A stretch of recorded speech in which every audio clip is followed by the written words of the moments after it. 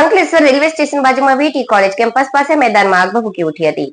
Platform number 1 ના અંત ભાગે વીટી કોલેજના સૂકા ઝાડી ઝાંખરામાં આગ ભભૂકી ઉઠી હતી. સિગરેટના ઠોઠા કે સળગતી વસ્તુ ખુલ્લા મેદાનમાં ફેલાઈ હતી.